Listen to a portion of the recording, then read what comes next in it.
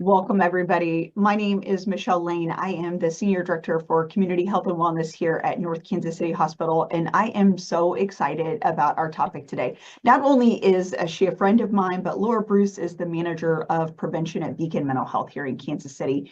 She holds both the Missouri Advanced Certification Reciprocal Prevention Specialist credentials and has spent the last 2 decades probably working in our community to reduce substance use and promote mental health and really build resilience in our local youth. Her role at Beacon is to come up with new ideas and work alongside her own staff and partners like North Kansas City Hospital to strategically reach their goals and bring long-term change. Laura is passionate about protecting the health and safety of the next generation and is excited to help others with this mission. So please help me welcome Ms. Laura Bruce with Brain Explained, Promoting and Protecting Young Minds. Hello, thank you for having me. It's fun to be here to present for you all today. I put this presentation together and it's one of my favorites because it's all analogies. I speak better, or I understand things better when you break it down into a simple thing that I can remember. And so this is kind of a modge podge of all of those analogies, and we're going to talk about the adolescent brain, which is very complex. And you did not hear in my bio that I'm a brain scientist. Really, I'm a prevention specialist and a mom who has had to break brain science down so that we can understand it and use it to protect the health and safety of our kids, because I think it's at the foundation of prevention. It's the foundation of my parenting. And so I hope this just energizes you and gives you some ways that you can even talk to your own kids or talk to your other parents that you're parenting with, or even explain it to someone in a couple seconds of what you learned here by remembering some of the pictures. So our agenda today is talk about a fist. We're going to talk about stars. We're going to talk about cups, and we're going to talk about baby gates. So really exciting agenda. You'll know all of these analogies by the end of it. So the first thing that I want to just throw out there is that brain science is very new. The technology that they had, which we could have brought on a neurologist here and they could confirm this, that 2.5 decades ago, we just didn't have the tools that we have now to study brains. So I always like to give this information because I'm usually talking to adults over the age of 30 on these calls, and it's like, if I were talking to our 15-year-olds, they have some of this information because it's being taught in school. But those of us who are over the age of 30, this information was not to the general public when we were taught about the brain and body in our education. So one thing they used to think that the majority of brain development happened between those toddlers and those young children. And what we've been able to see through a lot of imaging is that adolescence is actually a profound period of brain maturation. And so that is kind of one of the messages that my office here at Beacon Mental Health, our prevention department here, really wants to impress on people, that as we work to build environments and families and schools and community outreach, we need to be considering the needs of our little kiddos. And it's all over their face, right? Like that little girl there shaking her shakers. Like we can watch brain development happening there as our young kids are getting a little bit more specialized. But then this reformation that happens during the teenagers and the adolescents, that we have so much opportunity to protect and promote brains during the adolescence period. So I'm going to use this, and now we're going to talk about brains very simply today. We'll use Dan Siegel's hand model of the brain that I put there. Your hand actually serves as a very good model for your brain, and I'll have Dan explain that with Dr. Dan Siegel explain that with the video here in a second. But we're just going to be concerned about a couple of things today. Again, no complicated terms in this discussion. The first is the brain stem, and this is down here. If we're using our hand or the back of our neck, this controls your breathing, your blood, your circulation, and your food digestion, things that you don't even know that your body does. We're going to talk about the limbic system, which is deep in the center of your brain. What we need to know about that part is it controls our emotional response. Also, when we're talking about adolescents and our kids, this is where risk happens in the limbic, and also where reward happens. My work is in substance use prevention, so we're going to talk a lot about substance use. Maybe I'll get you, just because it's a good way to explain how we can protect and promote our brains when we talk about an actual chemical being introduced to the brain. Again, risk and reward, other emotions happen here deep in the center of the brain. Then there's the cerebral cortex, which processes information from our senses, enabling us to see and feel, which again, we're just using our hand as a model. This part of our brain. And then at the very front is our prefrontal cortex, or our frontal cortex and our prefrontal cortex. And this is where complex thinking happens, like thinking and planning and considering, is that a good idea or not? Or reason and making decisions. This is where we make all those really hard decisions. Okay, so here's Dan Siegel summarizing what I just explained to you, and he's also going to introduce the term flipping your lid. So I will assume it works unless you tell me otherwise that you can hear it. One of the most rewarding experiences for me has been to study brain science and apply it to the experience of parenting. And the hand model of the brain that I use to teach parents is very useful to understand that. So if you take your thumb and put it in the middle of your palm, put your fingers over the top, this is a very useful model of the brain. And when we can actually see in front of us what's going on in the brain, then we can change what the brain does. So let me walk you through very basically what happens in this brain and the structures in it. And it goes like this. The spinal cord comes up, representing the wrist, and then you have coming up into the skull, the brain stem and the limbic area, which work together to help regulate arousal and your emotions and the way you have a fight, flight, freeze response. These are below the cortex, the limbic and brainstem areas, and the cortex is this higher part of the brain that allows us to perceive the outside world, to think and reason. And this frontmost part of the brain, right behind your forehead, so the person's oriented like this, is actually the part that regulates the subcortical, limbic, and brainstem areas. This regulation is very important because sometimes we can have all sorts of things happen in our life. We're tired, we're exhausted, someone pushes a particular emotional button, and we can flip our lids. So rather than being tuned in and connected and balanced and flexible, we can lose all of that flexibility, even lose moral reasoning, and act in ways that are terrifying to others, including our children. Now, you can actually bring yourself back online and come back to the high road and make a repair with your child, and that's important to explain to them. And you can also use this hand model of the brain to explain to children, even as young as 5 and 6, how to understand when their emotions are rising up from the brainstem and limbic areas here, and how it's overriding the prefrontal area and making it so they may be about to flip their lids. So I've had kids come tell me that they're about to go flip their lids and they need a break. They need a timeout. And by even just naming that, they can tame it. And that's the power of using the hand model for ourselves and our children to help us all make sense of what goes on in the emotional communication that we have in the course of day-to-day life. All right. Isn't that so helpful? I think I have used Dan Siegel's model of the brain, honestly, in so many different ways. It helps me when I'm in the grocery store line and things aren't moving. I can feel my lid flipping, right? Like I'm in a hurry and it's just not going my way. There's so much science around the fact if we can name it, we can tame it. He said that there at the end. I definitely recommend Dan Siegel's books, his research. Just go out and Google all the different ways that he says that we can name and tame our flipped lids. My kids are growing up now, but I had younger children, and I taught this to my children, when they were 3, 4, and 5, like he said. And I will never forget the memories of them just being able to explain what's going on inside of their body. My lid is flipping. My emotional center is driving the bus, and I have none of my thinking center, right? And as we're parenting, and as we're working, even just as community members in our society right now, it's really good lens to look at people and say, what's driving their bus? What's driving their mind? Is their lid flipped? Is their thinking center offline? And is their limbic system and brainstem, more in control? And there are things, and we'll get to, I'll kind of summarize at the end the different actions that we can take to get our brain back online. But that analogy can really help us understand especially our children, but also the adults in our community.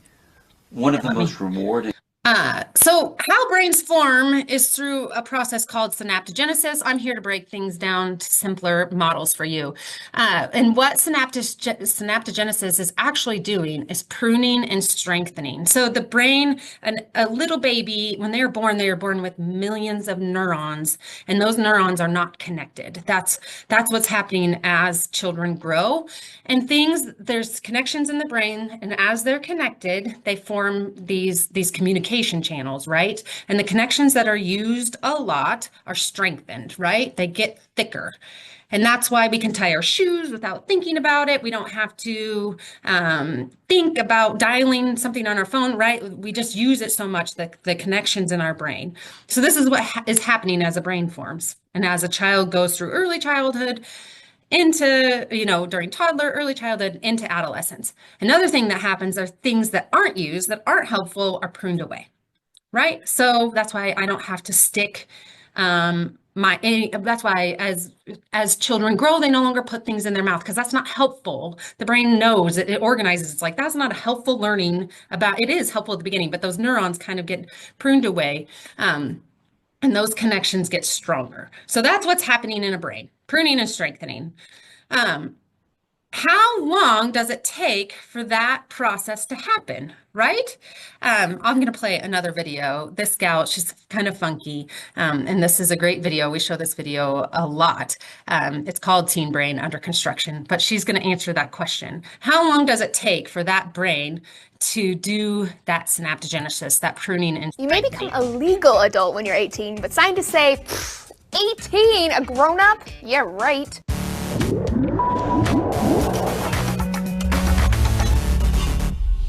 Hey everyone, Lacey Green here for D News. Question, when does someone grow up? It's a philosophical question. It could have to do with the life experiences someone has and the wisdom they gain from those experiences. It's also a scientific question. Being a grown-up is related to how mature you are, or more specifically, how developed your brain is. For years, scientists have known that the human brain is not fully developed until around the age of 25. Although we have all of our gray matter, which includes cell bodies and neurons, nerve fibers, and support cells, by the time we're 12, it takes more than a decade for all that matter to become fully wired and pruned for efficiency. So this is a process called neuromaturation, and scientists believe it's the reason why teens in general, share some common behaviors. So I'm talking about things like sensation-seeking, risk-taking, and needing to be accepted by their peers. So the teenage brain is going through a lot of critical transformations, particularly in the prefrontal cortex, which is one of the last areas of the brain to fully mature. It's responsible for executive functions like goal setting, paying attention, motivation, planning, understanding consequences, and having self-control. So the fact that these functions are underdeveloped is part of why teenagers tend to engage in risky and impulsive behaviors like experimenting with drugs and alcohol, having unprotected sex, speeding, and doing stupid things that drive their parents a little cray-cray. Right around puberty, the brain's dopaminergic reward centers also become highly active and slowly wither out as you become an adult. This makes teenagers especially prone to peer pressure. The reward centers are super sensitive to social approval or disapproval. One study found that a 20-year-old was 50% more likely than a fully grown adult to do something risky if two peers were watching. Scientists have also found that brain circuitry responsible for emotional responses are changing, making teens more responsive to emotionally loaded situations than both children and adults. So teenagers might seem like they're being really dramatic with their emotions, but the reality is they're experiencing them very intensely.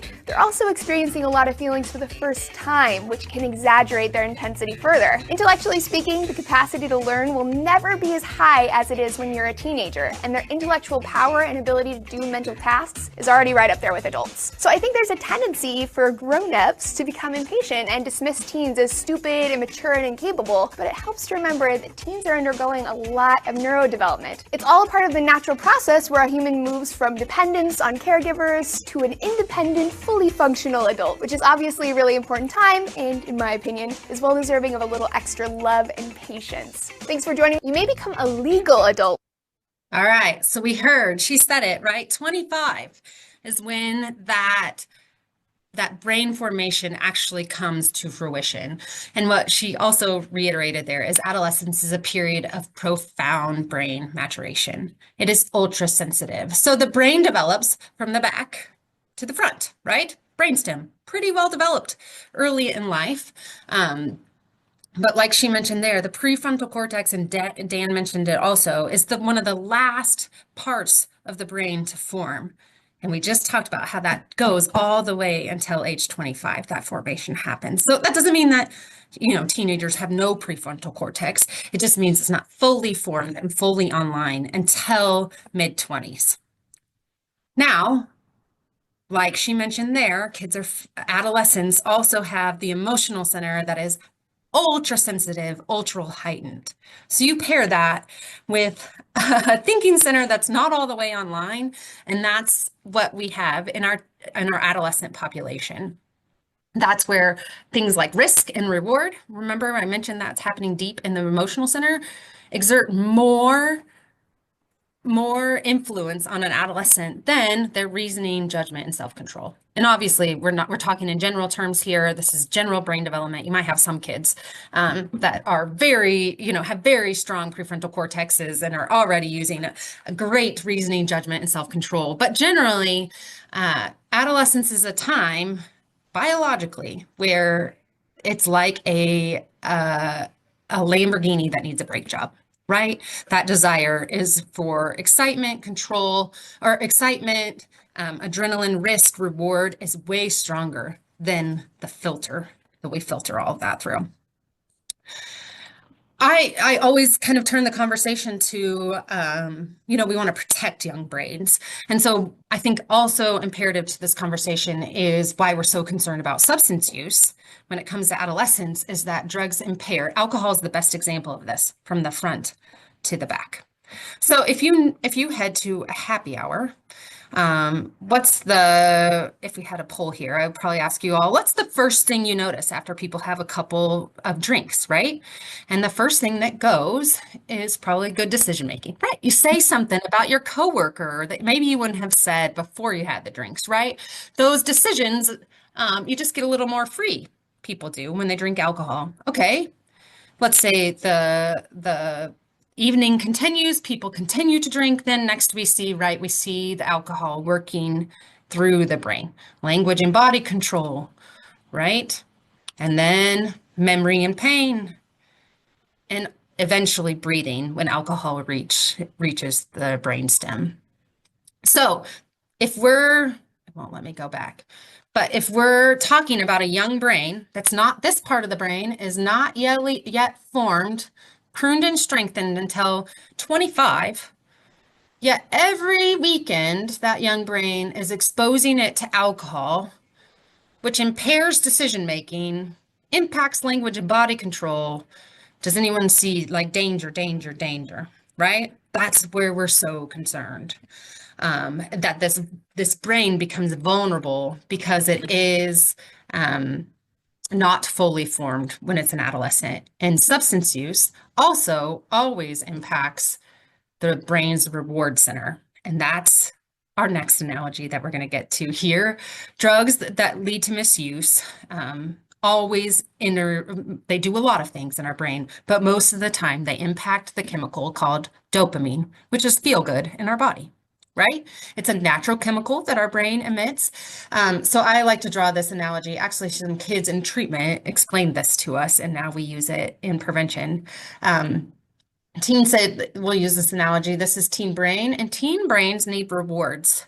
We all do, actually. I need, like, you know, that feeling, Michelle, of being in bed and being like, what is it that gets you out, right? There's something, whether it's the smell of coffee or the feeling of hot water on you or whatever it is, that it's like, we need something to feel good to get out of bed in the morning, right? In adolescence, super sensitive limbic system, where the feel good happens, definitely need plenty of dopamine. They need dopamine hits in the hug from mom, the high five with a friend, the good hello from a teacher, the chocolate cake in the fridge, whatever it is that sends signals to the brain. Adolescents need them, right? But let's say then adolescent tries drug. And this could be THC, this could be an opiate, real feel-good drug, right? Has major overflow. And what that drug does is hijack the brain's reward center. Could be nicotine, right? Super potent nicotine. And this star can be a different size, but teen brains are very good at learning, right? And what brains like to do is they repeat what gets rewarded. That's just how we're made as humans. If it feels good, our brain says, go get more of it. And this size of star feels really good to a brain that's sensitive to feel good, right? And so if you continue, what gets rewarded gets repeated, and you continue use, we see sometimes that chocolate cake no longer feels as good, right? Or the high five from mom. And so this is where, in the midst of kind of a mental health crisis, and where a lot of our kids are saying, you know, I don't know if I have enough dopamine in my brain to get me out of bed in the morning. While we're even more concerned that we protect the young brain from big star. And whatever that big star is, that overflows the brain. I'm not going to get into tech a ton, but you could look at your own children, you could look at children in your community and think, our brains being rewired by the amount of screen time that kids, you know, the research is coming down on that. I don't have it all added to this presentation here, but you know, that now even just real connection doesn't feel good because we have this overflow of connection all day, every day. So what can we do, right? We have to protect young brain from big star. So in my work, we are so concerned about the age of first use, the introduction of big star. At what developmental age does that introduce a brain to that substance? And what we know is that the age that that substance is introduced really matters. So this is kids who had the age at which they first drank alcohol. 47% of kids who started before 13 have an alcohol use disorder, right? Where if we can get kids to 21, if we can get our young population, this is brain formation years, right? All the way to 21 before they have a sip, before they have their first drink, we can reduce alcohol use disorder by I'm not good at math, but we can completely decrease it, right? So many times. The curve is similar with marijuana. We're not going to get into it. The scale is different. I will point that out here. This is an old source, not on our high potency THC that we have now. But we do know that the age at which a drug is introduced to a brain, big star is introduced to a brain, has a link to the rate of having a use disorder later. So obviously, I'm oversimplifying here. I will admit that over and over and over again. There are exceptions to all of these rules because no simple factor. Substance use is a complicated disease. Your biology, right? Some of that is how does your brain respond to big star? Some, you know, you could, honestly, there's some people who take big star opiate and vomit, right? It doesn't feel good. And there's some brains, biologically, they take big star opiate and it feels so good, right? That it's so much easier. That is just, that's in our genes. They say 50% of it is in that, how your brain reacts to it. Environment, that's where are you doing it with friends? You know, where do you live? That plays in to our ability to predict addiction. And then the age at which it's introduced really is a big player as we and then this is the fact that fuels my everyday, that 9 out of 10 adults with the substance use disorder started using before the age of 18. And I think about all the different issues that our community is dealing with on a daily basis. If we could eliminate 90% of the substance use disorders, Michelle, you'd have less work, right? We would all have we would just have so much more hope. So this fuels my everyday. I mean, we saw the stat there. If we get them to 21, it's even better if we can get kids through college without touching alcohol, tobacco, nicotine, or THC. You know, the health that individual has for lifetime, the chances for them to not have a problem with any of those substance later, it just skyrockets. So that I'll get off my substance use mountain top that I'm on here, but I just always like to show that addiction is a disease that starts in childhood. Substance use disorders are a disease that we have to start talking about when our kids are under the age of 16. And that's why we teach people about their brains all the time. So here's just some good news is that the rate of substance use among youth in the US is way on the decline. You can probably see some of our graduation years on here, and this doesn't go past 2020 much, but my next slide does. Here's Clay, Platte, and Ray. Those are the counties that I serve. We are seeing way fewer kids use alcohol than when I started this position in 2009, which is something to majorly celebrate. But the curve looks a little bit more like this. Sorry, it's not the cleanest slide here. That as the use is going down, we're seeing some very, very scary threats, right? So we see high potency THC. We see the introduction of very addictive opioids that are leading to fentanyl. We see delivery devices and vaping devices that are administering very flavorful, potent nicotine to an unformed brain, you know, all of these different things in here. So while it is the fewest number of kids, you know, the majority of kids are protecting their brain. The majority of kids the youth in our community are making it. I showed you on that slide, they're making it through college without using any substance. Those who are introduced, there's never been a greater threat than there is today. Because of the products and the things on our market. So we're working on all of these issues alongside partners like North Kansas City Hospital, alongside our schools. We're working to address all of these substances and promote the mental health of kids. We're really working to help promote their brain. And what we're trying to do overall is to change behavior, which I'll get into a little behavior science here, because that's how we protect brains, is working on changing behavior. You know, some people sell tires and some people provide a service. What I do is try to change the behaviors of a community. It's like steering a humongous cruise ship and trying to get it to turn. So it takes decades, but I hope you'll leave this webinar with just a few ideas of how you can be on this journey of how we can protect young minds in our community, whether that's in your own home, in the place where you work, in the stores where you interact with adolescents, or at our community and our policies that we have wide. But these are kind of the things that we work on. The first is perception of harm. This plays into kids' decisions. If they don't think it's going to hurt them right now, right? Because they don't have prefrontal cortexes, then they're more likely to engage in it, right? So if they don't know the harms of being on their phone all night, and they, you know, you can see, they don't think they're going to get in trouble. No one catches you, right? It's fine. It's not harmful. It's medicine. It's medicine, right? Or our kids do have a pretty good understanding of cigarettes. The tobacco prevention efforts have really worked, and kids understand the harmful effects of tobacco, traditional tobacco, and cigarettes on their brain and body. But this plays into behavior. If you don't think it's going to hurt you, this plays into all of our behavior, right? If we don't think it's going to hurt us, use goes up, right? First one. Okay, these are called risk factors. We can address this.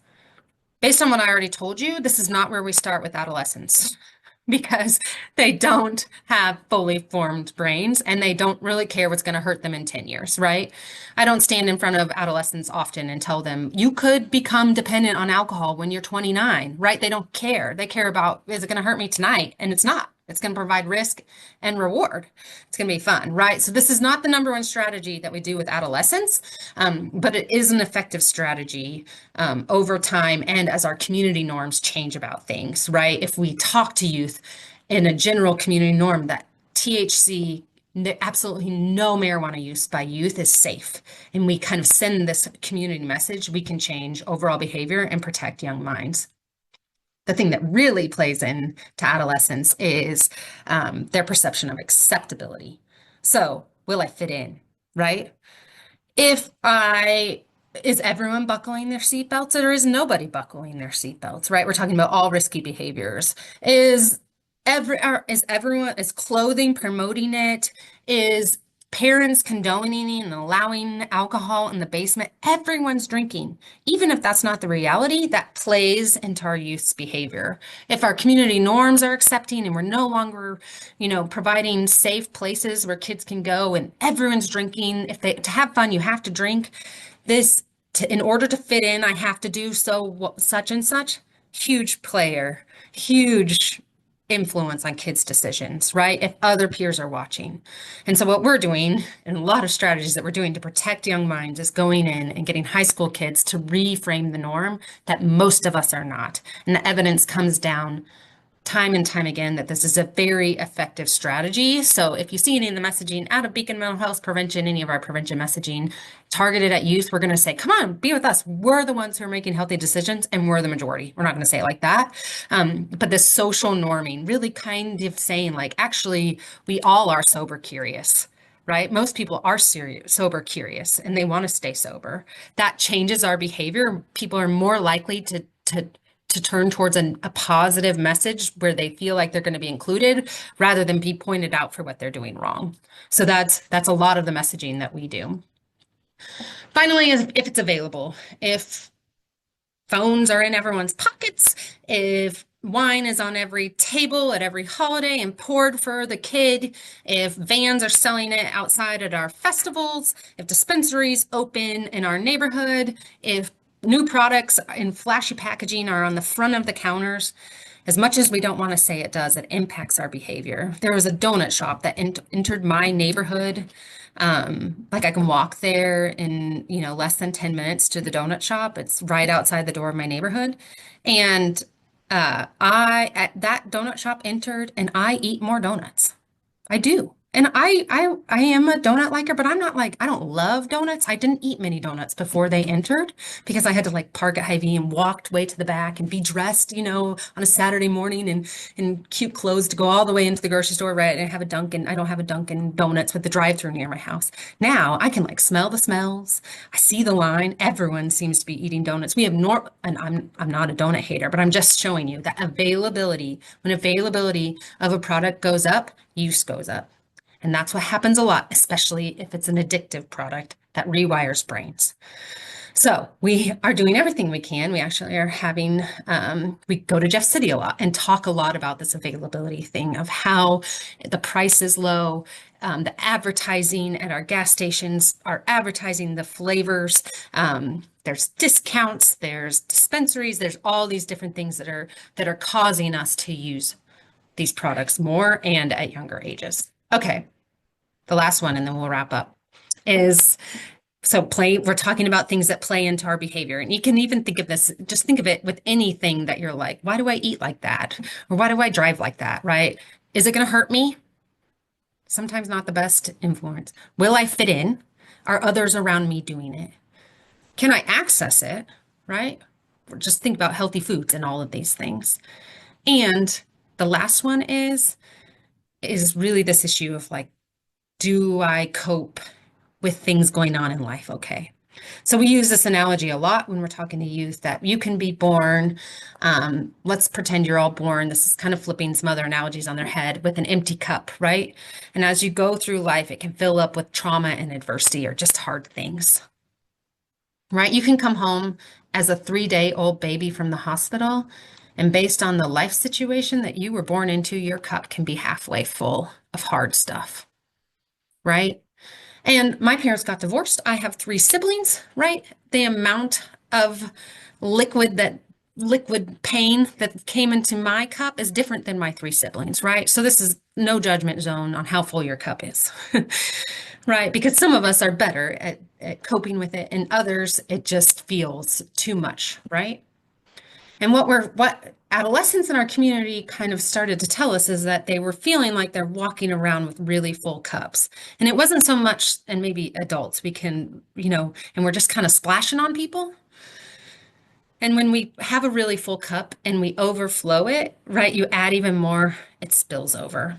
And we're finding that it's not so much the last little splat that caused, it wasn't that encounter that really made me, be violent, but it was just that on top of everything else that I've been going into. And so if you get back to some science more about what's going into your cup, there's positive stress. We need stress in our lives. Again, another thing that gets us out of bed in the morning. There's even tolerable stress. Those are serious temporary stress responses that have buffering around them. What we're really concerned about are full cups that are a prolonged activation of the stress response without any protective relationships around it. So this is out of the Harvard School research on adverse childhood experiences. And again, we're really concerned about young brains that are exposed to this toxic stress. So we're not saying we're going to make it easy for kids and they no longer have to be tested, right, for their math subjects. No, this isn't saying we're going to lower the bar. This is saying any stressor that's ongoing or prolonged, happening over a long time, and without buffering.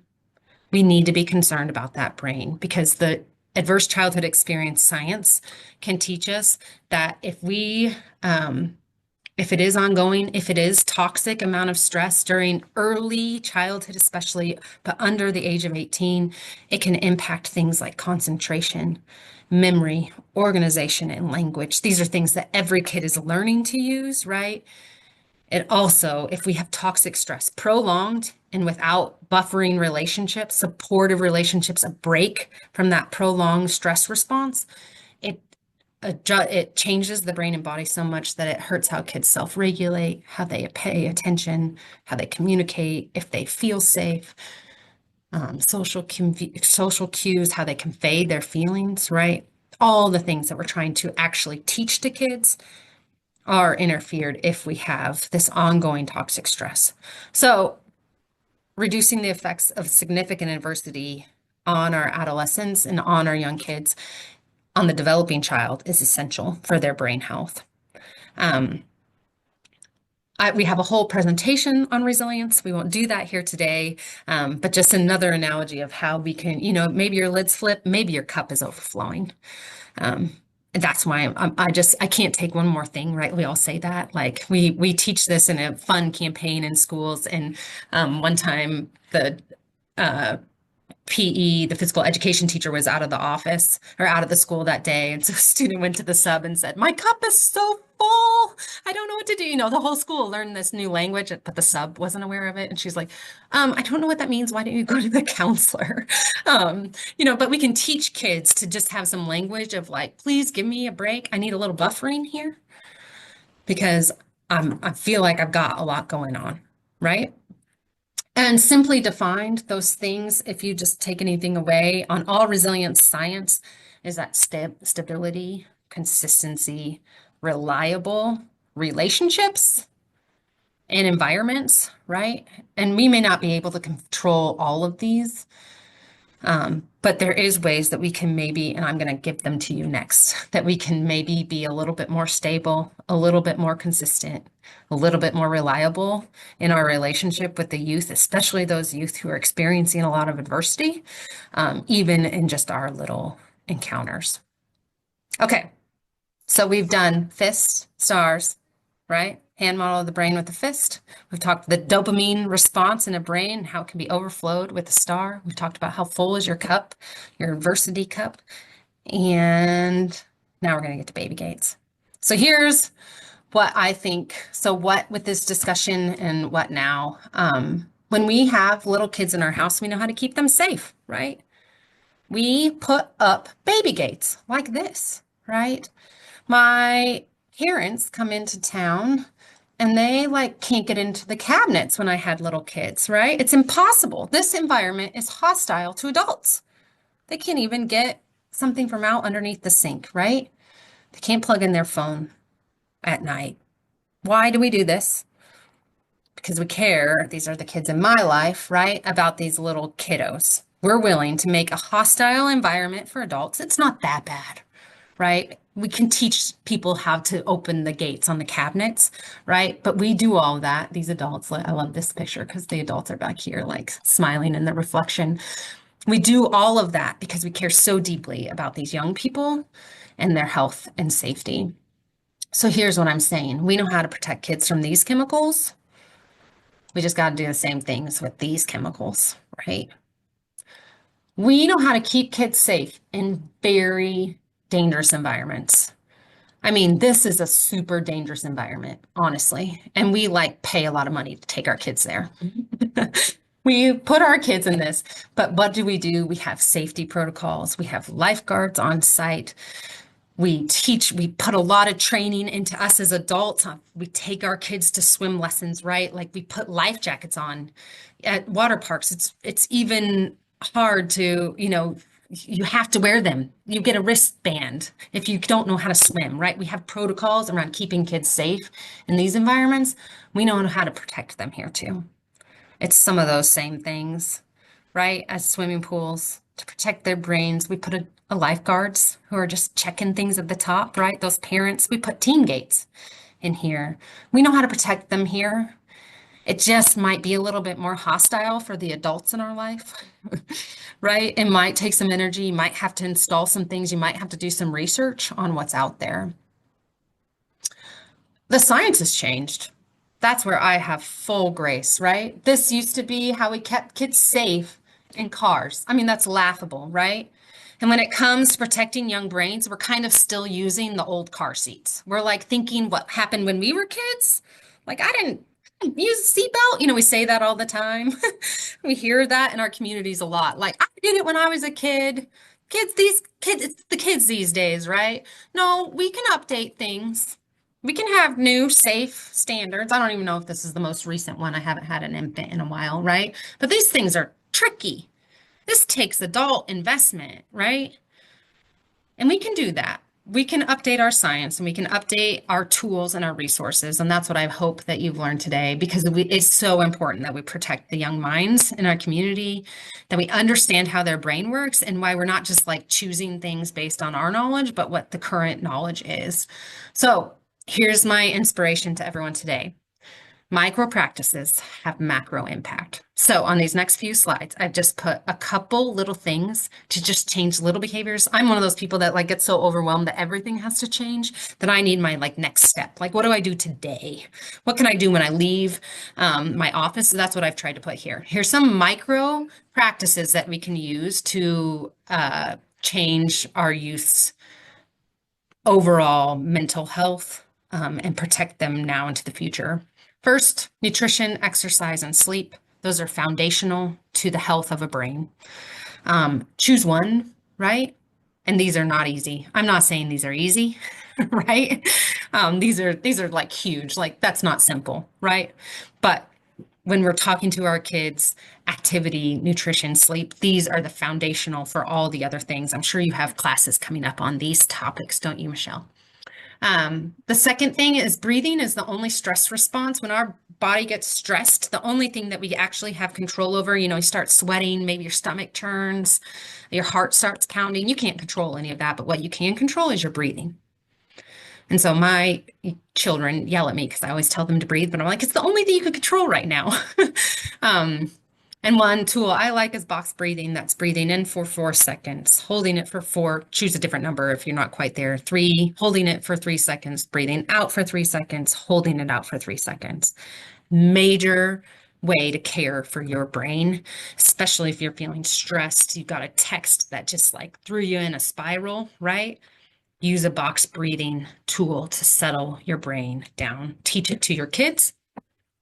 And then also, we really are going to care about brains, understanding that if a lid is flipped, kids can't learn. Thinking only comes if the prefrontal cortex is back online. And so we have got to quit trying to teach people and relate to people when they are in emotional hijack. Thinking only comes after regulation. These are some things I want you to care about. I like alliteration. So we're also going to connect. Here's the deal. Let's skip to this one. Meaningful meals, 4 meals a week times 18 minutes, right? With families sitting down, eating together. It doesn't matter what you eat. Have cheese and crackers, a bowl of popcorn. I don't care what you put on the dinner table, right? Leads to less drug use, better peer relationships, even better grades. This is a huge protective factor for kids. If you could say, what's one thing I can do to protect the kids? Sit down with them for dinner and turn off the TV for 18 minutes, 4 times a week. Not simple, but something that we can strategically do to lead our kids to have better peer relationships that even improve self-esteem, increase their overall health and wellness. Huge protective factor. That mealtime, it's the connection, not so much. That's why it's around meals, is because that's dependable. You know, we can't say we can do it on the way to sports practice because sports practice changed. But guess what we need to do every day is eat. So there's plenty of opportunities to formulate it around meals. One thing I also like to impress on people is that screen time versus eyeball time. There's research out there that shows when we stare at a screen, it increases the cortisol, which is the stress hormone in our brain, which I don't know about you. When I get off calls like this, I just feel like kind of wired. And what decreases cortisol in a brain is eyeball time. And so staring at people in your office, and I'm not saying you look deeply into each other's eyes, but are you even looking at people when you go to work? Are you looking at your kids? How much time do you actually see their eyeballs? Major stress response, major connection piece that really improves overall mental health. And then another word I like is thresholding. This is kind of a system that you can set in your office, in your school, in your classroom, in your home. And that's when people enter, and when they exit, we greet each other. So when kids enter, we look each other in the eye and say hello, right? When kids come home, when I come in the door and I'm overwhelmed, I stop what I'm doing and say, hi. Good to see you. Hi, good to see you. Hi, good to see you. Even those micro practices of more connection in our life. When we come into the office, we say hello. That doesn't mean that we need to chat for 45 minutes. We just look at each other and say hello. It increases the connection in a community, in our social circles today that we're all deprived for real connection. It's just a way to add more. Thresholding, right? That threshold between the carpet and the hardwood floor is what the cue is there. Finally, we want to communicate a strong stance when it comes to youth substance use, especially maybe pick what else you are going to have. Is it phones in bedrooms? Is it sugar? I don't care. But you know, when my kids were little, I had like a stance towards candy, and it was like a weak stance, right? Like I didn't want my kids eating a ton of candy when they were 2 years old, but I let them eat candy, right? But I had a strong stance against caffeine, right? Still to this day, my kids haven't touched caffeine, right? They're tweens, and I still don't let them have caffeine. Like, it's a strong stance. I don't have caffeine in my house. I drink caffeine every day, right? But what are these things that it's like, are you going to have a candy stance? Like, I hope you don't. Versus a caffeine stance of like, no. And this might be different for each kid, right? I think about some kids that it's like, I can have the knives in the drawer. Kid's not going to touch them. Maybe your youngest, you can't have knives in the drawer because that kid is so prone to risk, they will get the knives out of the drawer, right? Matches on the table, things like that. But all these different ways, how can you, and more than just like telling kids, like how do we wear this communication of like, it's not okay. My kids know they don't drink caffeine. It's just a rule that we've always had. That's what they know about substance use also, right? Like it's just not for kids. It's not allowed. And that's more than what I say, it's how we live. So that's communicate a strong stance to whatever that is and stand firm in a couple of them to protect their brain. And finally, we're going to pay careful attention, especially when it gets to our adolescents and their sensitive brains. We want to be proactive, reach out for help early, know who they're with, what they're up to, where they're going, and when they'll be home. Okay. I think that's it, Michelle. That's all I have. I won't even summarize going back through all my analogies because I did that a little earlier. These are some of my favorite resources. Beacon Mental Health is the local behavioral health center, mental health center here in Clay, Platte, and Ray counties. Please give us a call. We can refer you elsewhere if our services are not what you need. Parent Up KC is the campaign that we run out of Beacon to really equip and empower parents to do those caring, connecting, communicating, and paying careful attention to their youth. 988 is the crisis lifeline. It's more than just a suicide lifeline. It's a helpline. So be sure you have that saved, or make sure you tell everyone you know about it. Full Circle is a program that's really working to provide socialization, sober socialization for young adults in the Northland. That's his phone number. That's Jake. If you know someone with a substance use disorder, maybe doesn't need treatment, but really just needs some positive involvement, I'd reach out to Jake here at the Full Circle program. Common Sense Media is a great resource if you're trying to tackle tech issues in your home. And then drugfree.org is an awesome, they're new. They've refreshed all of their stuff. But if you have an adolescent who's maybe dabbling in some substance use or need to just do a little bit more assessing on the substance use that we kind of touched here, I definitely suggest some of the tools that they have for adults and youth alike at drugfree.org. So that's it. I don't know if you do questions or what comes next, but that's my name. That's my email if you need anything from me. That was so helpful. That was great. I turned everybody, allowed everybody to chat and be able to speak forward. We do have some questions. Looks like we got one in the chat right here. Oh, just said great presentation. You can take yourself off mute. I did change some behind the scenes if you do have questions to ask. I have maybe not necessarily a question, but something that I've noticed in the community. It looks like sober kind of socialization is coming back. Like I'm seeing a lot more mocktails, a lot more interesting things to drink, even on social media of like, you can make yourself a cocktail. It doesn't have to have alcohol in it. And, I think even promoting that with our youth, that like it, that's okay with us, like that's okay with them. I think that might be another avenue to add too, of like, just a tasty drink is a tasty drink. It doesn't have to have the alcohol in it. Definitely, Sure. definitely. Oh, you're right on. We're really trying to build on that moment. Yeah. These cultural things really do impact how, what we saw from the pandemic is like women were drinking more, skyrocketing alcohol use actually.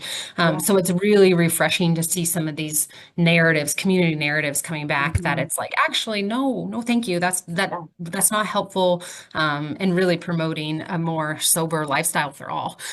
Because I don't know if you have people in your life, but I have multiple people in my life who do not engage in substance use, and it's still a hostile environment out there. I mean, it's hard to go to a wedding or go to a party or go to a happy hour on Friday afternoon and be the one who's not drinking. So really, I think we should be melding. I completely agree, Michelle, and it's just started and we're excited to build on that. I agree. Wait and see if anybody else has any other questions, but I do have an interesting kind of thought that while you were speaking, there is a documentary done by Ken Burns. Have you seen it on mental health and our youth? So Ken Burns is this document. Yeah, I know. PBS. He's like mind blowing. And the name of the documentary is called In Plain Sight. It is 2 episodes. And what it brought out was the point, I did not know this until I saw this documentary. When you experience trauma as a child and you're doing this neuroplasticity and creating these connections, when they undergo trauma, usually like verbal abuse or physical abuse, those synapses not only change, but it changes in their chromosome. And so trauma is inherited. And so you look at like, why is there so many mental health issues out there? Like, what is going on? And Ken Burns does it better than I can right now. I'm not explaining it well, but he talks about how these traumas from the people in their 60s and 70s has changed DNA, and that it is gone, and they can take it down to the genome. Like they're studying this, so it's like, wow. I mean, it's just and how much it's not really our decision, right? I mean, it's not on individual behavior. It's this biological community context. So much of that. That's what so many times, like we want to blame the kid for whatever's going on. And that's where my mission in life is to like take, let's look at the environment and the whole picture of what's going on there. So cool. I'll watch that, Michelle. I like Ken Burns stuff, baseball and mental health. Love it. Well, thanks everybody for joining. Just a couple upcoming programs that we have. We have got Dr. Heath Wilt for Heart Month next month on February 4th. He's going to be doing Understanding Cardiovascular Health and Wellness. He is a wonderful presenter, and I'm really looking forward to that.